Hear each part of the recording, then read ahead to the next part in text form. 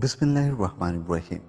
السلام علیکم، میں ہوں اعجاز علی اور خوش آمدید کہتا ہوں آپ کو اپنے چینل سبق کہانی میں۔ نئے آنے والے دوستوں سے گزارش ہے کہ میرے چینل کو سبسکرائب کر لیں۔ چلتے ہیں آج کی کہانی کی طرف۔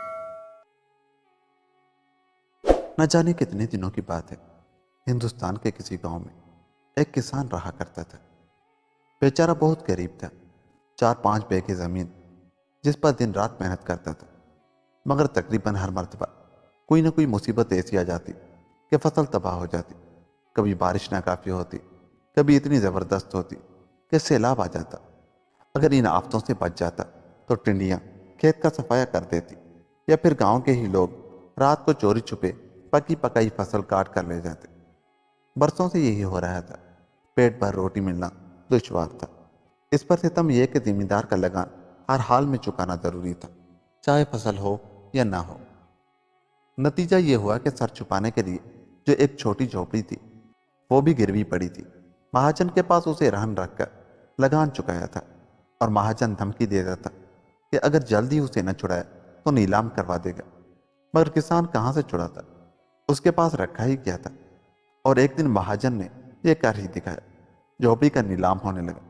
اسے نیلام نہ کرو، کسان نے مہاجن سے گڑ گڑا کر درخواست کی، ایک ایک پائی چکا دوں گا، کچھ وقت اور دے دو، باپ دادا کی آخری نشانی ہے، میں بے گھر ہو جاؤں گا۔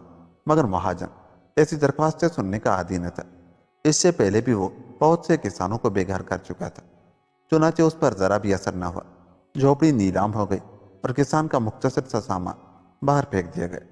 اب اس گاؤں میں ٹھہرنا بیکار ہے، کسان نے سوچا۔ ایک جھوپڑی تھی، وہ بھی نہ رہی۔ زمین زمیندار کی ہے، پھر کیوں وہاں رہوں، کیوں نہ کہیں اور جا کر قسمت آزمائی جائے۔ اس نے گاؤں چھوڑنے کا ارادہ کر لیا۔ اپنے سامان پر نظر ڈالی، ایک ٹوٹا ہوا پلنگ تھا، ایک پرانا حکا اور ایک مٹی کی ہانڈی جو مردہ بیوی کی نشانی تھی۔ اس نے ہانڈی کو آج تک ہاتھ نہیں لگایا تھا، وہ آٹے سے بند کی گئی تھی، نہ جانے کیا تھا اس میں۔ اس نے یوں ہی ہانڈی کو اٹھا لیا، بے خیالی میں ہانڈی ہاتھ سے چھوٹ کر گر گئی۔ چھن چھن اس کی آنکھیں حیرت سے پھٹ گئی۔ ہانڈی میں چاندی کے روپے تھے، پورے 400۔ کسان نے ٹھنڈی سانس بھری، اگر یہ پہلے مل جاتے تو جھوپڑی کیوں نیلام ہوتی۔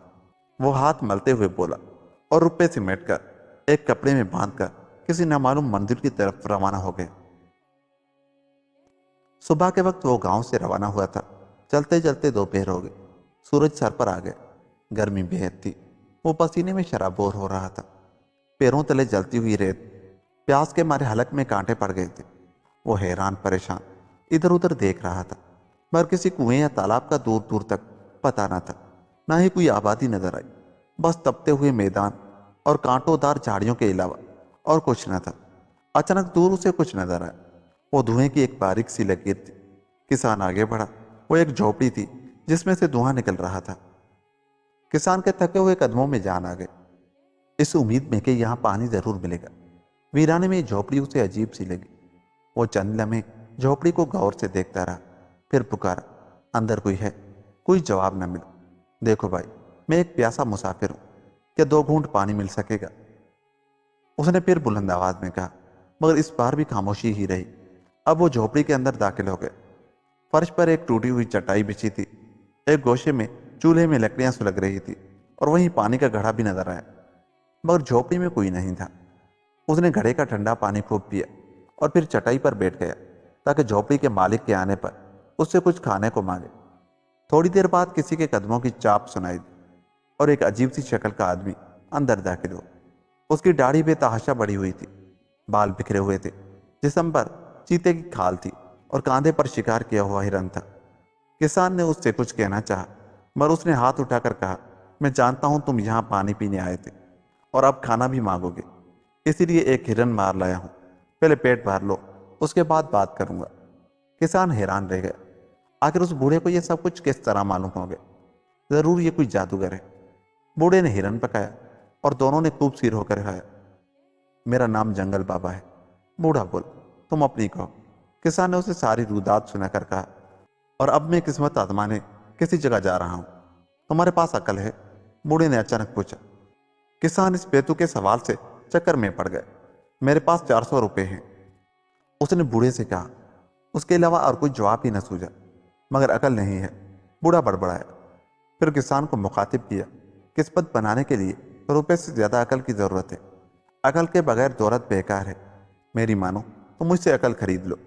کسان آنکھیں پھیلائے بوڑھے کو دیکھ رہا تھا، مگر بوڑھا شکل سے پاگل بالکل نہیں معلوم ہو رہا تھا۔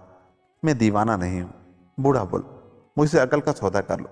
تمہارے پاس 400 روپے ہیں، یہ تم مجھے دے دو، اور میں ان کے عوض تمہیں عقل کی 4 باتیں بتاؤں گا جو تمہارے کام آئے گی۔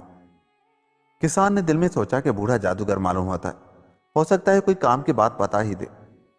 چنانچہ اس نے روپے بوڑھے کے حوالے کر دیے۔ بوڑھا مسکرایا اور آنکھیں بند کر کے بولا، پہلی بات سنو، 1 سے 2 بھلے ہوتے ہیں، یہ بھی کوئی بات ہوئی؟ کسان نے غصے سے کہا۔ بوڑھا کہتا ہی رہا، دوسری بات، جب کسی اجنبی جگہ کچھ کھانے کو ملے تو پہلے ایک نوالا کتے کو ضرور ڈال دو۔ کیا بکواس ہے! کسان پیچو تاب کھا رہا تھا، مگر بوڑھا تو جیسے کسان کی بات سن ہی نہیں رہا تھا۔ تیسری بات، اگر کسی اجنبی جگہ رات گزارنی پڑ جائے تو ادھر ادھر خوب اچھی طرح نظر ڈال لو۔ ارے ارے، یہ تم کیا بک رہے ہو؟ کسان جھلا کر چلائے۔ اور آخری بات، جو سوتا ہے وہ کھوتا ہے۔ بوڑھے نے اپنی بات پوری کر دی۔ تم لٹیرے ہو، ٹھگ ہو، کسان نے غم و غصے سے کانپتے ہوئے کہا۔ ہائے، میرے روپے مفت میں گئے! مکار چال باز! بوڑھے نے آنکھیں کھول کر اس کی طرف دیکھا، سرخ سرخ انگاروں کی طرح دیکھتی ہوئی آنکھیں تھیں، اور سرد لہجے میں کہا، یہ میری عبادت کا وقت ہے، اس لیے فوراً چلے جاؤ۔ نہ جانے کیوں کسان لرز کر رہ گیا، ایک لفظ منہ سے نہ نکالا، اور سر جھکا کر جھوپڑی سے باہر نکلا۔ اس کی آنکھوں میں اندھیرا تھا اور دل ڈوب رہا تھا۔ بوڑھے نے اس کی ساری پونجی ٹھگ لی تھی، اب وہ کیا کرے گا؟ کس طرح پیٹ بھرے گا؟ آنکھوں سے آنسو بہنے لگے۔ پانی اسے بہت مہنگا پڑا۔ کیا ہی اچھا ہوتا اگر وہ اس جھوپڑی میں نہ گیا ہوتا، پر ہونے والی بات تھی، اب کیا ہو سکتا تھا؟ سپہر ہوتے ہوتے پیاس پھر لگنے لگی، مگر اب وہ تہیہ کر چکا تھا کہ کسی جھوپڑی میں نہ جائے گا، چاہے کچھ بھی حال ہو جائے۔ خوش نصیبی ہی کہو کہ ایک تالاب نظر آ گیا۔ وہ تالاب پر پہنچا اور خوب پانی پیا۔ جب وہ واپس چلنے لگا تو کچھ فاصلے پر ایک کچھوا دکھائی دیا، بیچارہ ریت پر گھچٹ رہا تھا۔ کسان کو اس پر ترس آ گیا اور اٹھا کر تالاب میں ڈال دیا، مگر جوں ہی جانے کو مڑا، کچھوا پھر تالاب کے کنارے آ گیا اور اس کی طرف بڑھنے لگا۔ شاید وہ اس کے ساتھ جانا چاہتا تھا، بھلا کچھوے کو ساتھ لے جا کر وہ کیا کرتا؟ اچانک اسے بوڑھے کی پہلی بات یاد آ گئی کہ 1 سے 2 بھلے ہوتے ہیں، چلو ذرا اس بات کو ہی آزما لیں۔ کسان نے سوچا اور کچھوے کو اٹھا کر جیب میں ڈال دیا۔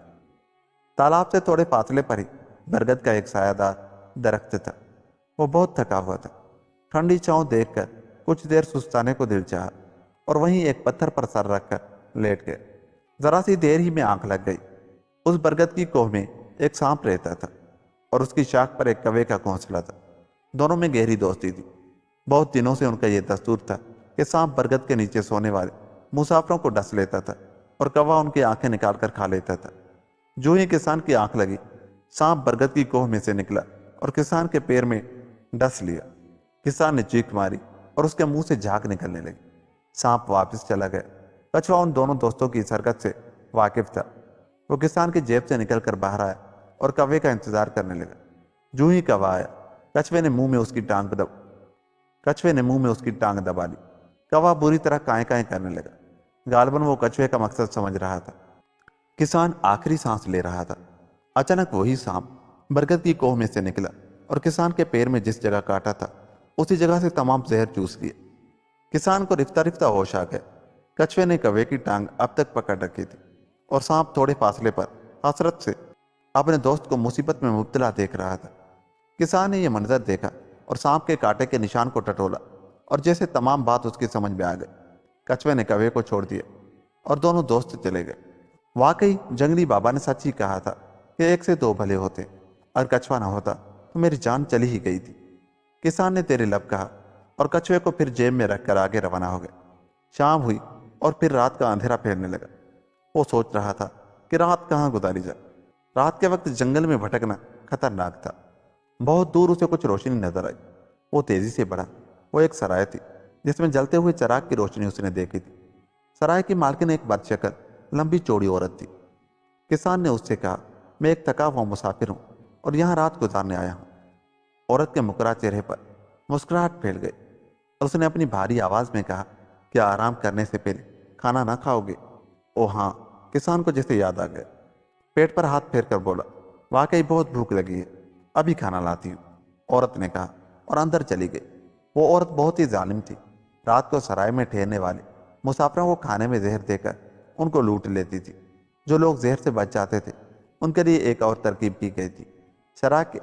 سرائے کے ایک کمرے میں چارپائی کے نیچے گہرا کنواں تھا اور چارپائی کچے دھاگوں سے بنی ہوئی تھی۔ مسافر جو ہی اس پر لیٹتا دھاگے ٹوٹ جاتے اور وہ بد نصیب کنویں میں گر جاتا۔ وہ عورت جلد ہی کھانا لے کر واپس آ گئی۔